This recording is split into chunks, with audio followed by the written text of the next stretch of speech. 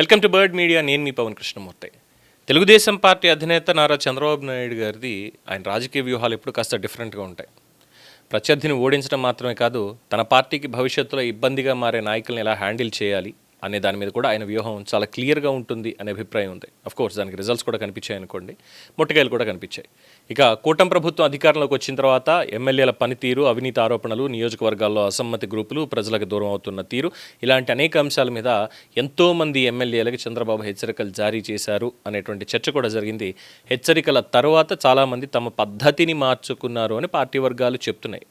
But నిజంగా మార్చుకున్నారంటారా? మరి మారని వాళ్ళ సంగతి ఏంటి? సో ఇక్కడే చంద్రబాబు మార్క్ పాలిటిక్స్ మొదలవుతున్నాయి అనేటువంటి విశ్లేషణలు కూడా వినిపిస్తోంది. ఒక ఎమ్మెల్యేని పార్టీ నుంచి నేరుగా సస్పెండ్ చేస్తే ఆ వెంటనే రాజకీయ సానుభూతి మొదలవుతుంది.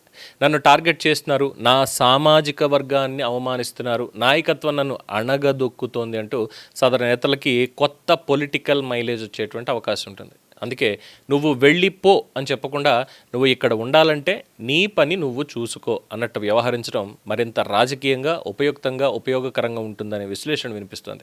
నియోజకవర్గంలో ప్రత్యామ్నాయ రాజకీయ నాయకత్వానికి ప్రాధాన్యత పెరగడం, ప్రభుత్వ కార్యక్రమాల్లో ప్రాధాన్యత తగ్గడం, పార్టీ నిర్ణయాల్లో భాగస్వామ్యం తగ్గడం, ఇలా ఒక్కొక్క మెట్టు తగ్గిస్తూ వెళ్తే ఆ ఎమ్మెల్యేకి చివరాఖరికి ఒక విషయం అర్థమవుతుంది.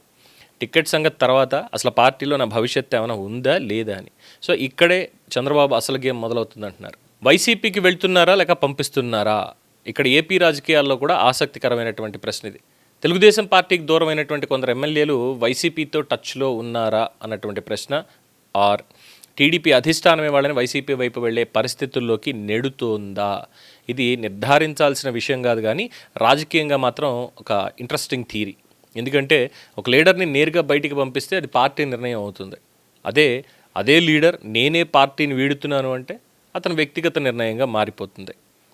ఇదే చంద్రబాబు మార్క్ రివర్స్ సైకాలజీ అని కొందరు రాజకీయ విశ్లేషకులు భావిస్తున్నారు. ఇక టీడీపీలో ఉన్నా లేనట్టే.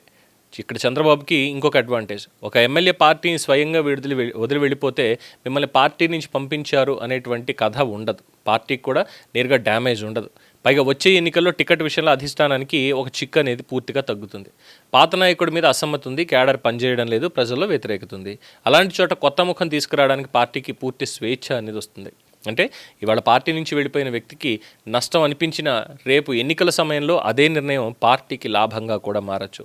ఇదే చంద్రబాబు స్ట్రాటజీ అని చాలామంది అంటున్నారు.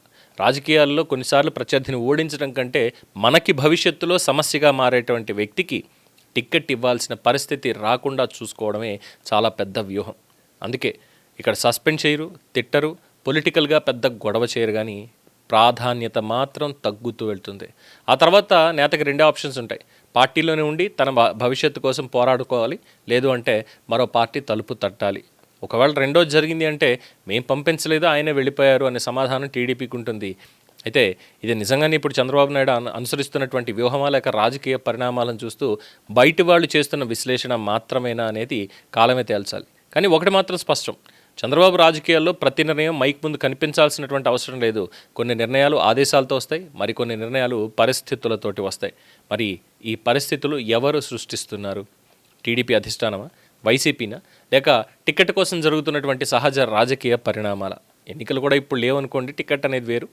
బట్ ఇప్పుడు ఇదే ఏపీ పాలిటిక్స్లో అసలు సస్పెన్స్. చంద్రబాబు పంపిస్తారా, లేదు వాళ్ళంతటా వాళ్లే వెళ్తారా? దీని మీద మీ అభిప్రాయం తెలియచేయండి. చూస్తూనే ఉండండి ది బర్డ్ మీడియా.